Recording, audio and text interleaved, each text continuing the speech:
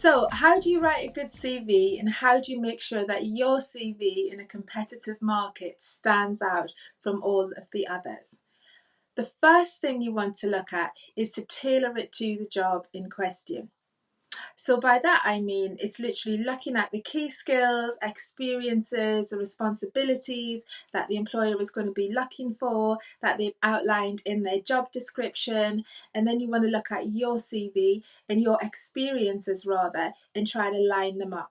So, for example, if the employer is looking for someone with exceptional customer service skills and part of the role is going to involve you being the first point of contact with all of their clients and customers, then when you're thinking about your own skills and experiences, you want to relate it to that. So, any experience that you have had where you've been liaising directly with customers is what you want to put on your CV. And when I'm talking about experiences, it doesn't just have to be those experiences that you've been paid to do. Think about all of your volunteering experiences as well. So, for example, you might have worked in a local community centre just to build, helping them maybe, I don't know, develop or roll out an event that's been happening. So, you might have been speaking to visitors to the centre, and all of that is customer service experience. So, that's what you want to collect in your CV.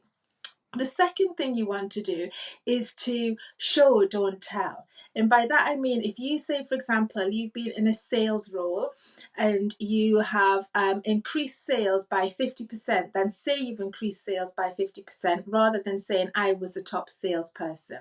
So you want to give evidence of your skills and experiences. So if, for example, you've managed a team, rather than write I have managed a team, say I have led a team of 6. So that's very specific and very clear. So I know as the employer that, oh, okay, this is what they've done when it's come to team management. So as much as you can, rather than tell them what you've done, show them with some real tangible experiences. The third thing you want to do is to really focus on impact, focusing on the impact that you've had in your previous or your current, even if you're still in employment now, your current experiences. So think about all the times where you've had like positive feedback, whether that's from colleagues or your line manager. So think about when you've done your professional development review with your line manager. Think about all the positive feedback that they have said, and if you've got notes from those past reviews, look at what your manager has written and incorporate that in your CV.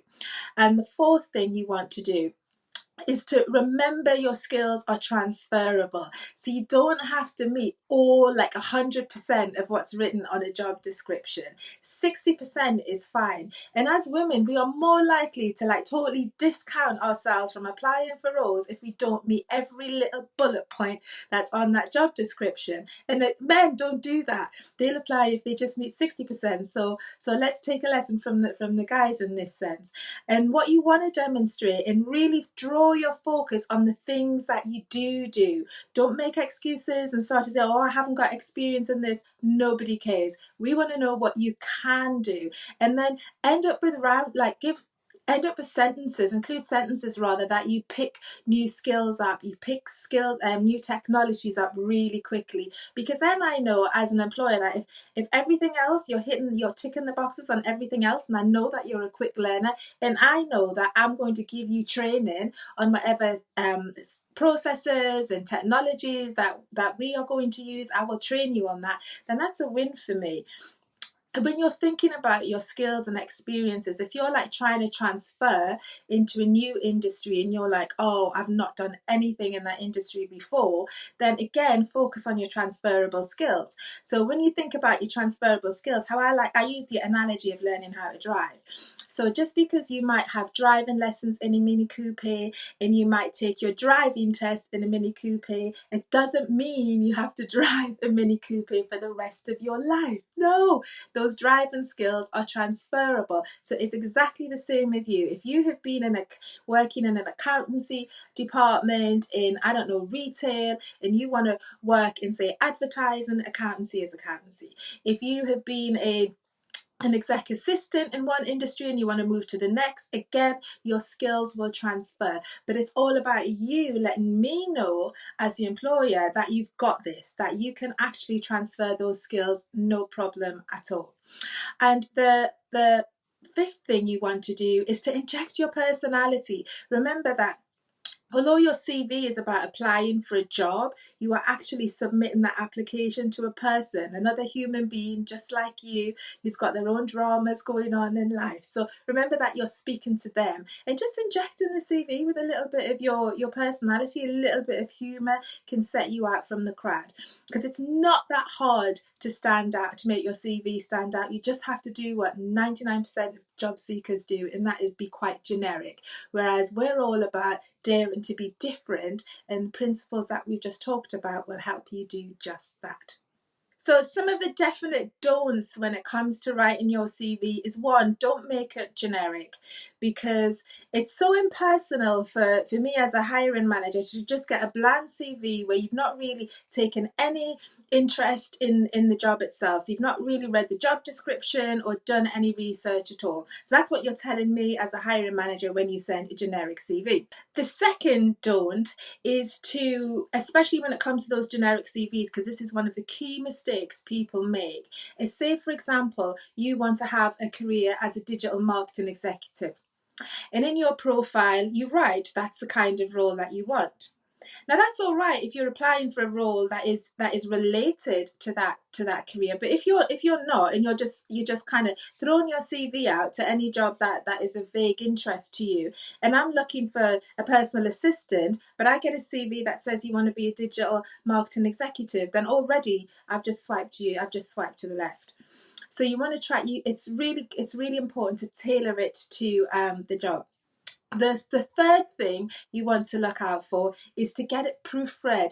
Get somebody to read your CV. Use tools such as Grammarly or your spell check to check your grammar and your punctuation, because it's like reading a CV that is peppered with mistakes is like going on a date with someone with bad breath. It's just a no-go. You don't want it, and you move to the left. So that's another thing you want to avoid. Finally, I would say try to keep your CV as succinct as you can. Keep it to 2 pages. We don't need to know your whole entire employment history. If you've been working, you've got a career of over 30 years, you want to focus on your last maybe 4 to 5 job employments, but really insofar as they can fit onto 2 pages. And also when it comes to your education, if you're slightly more mature, you don't need to start talking about all your GCSEs and your CSEs, etc. Just focus on those training experiences that are relevant for this particular role. And it may well be that as you tailor your CV accordingly, that you switch those education and training experiences to reflect the job that you're going for.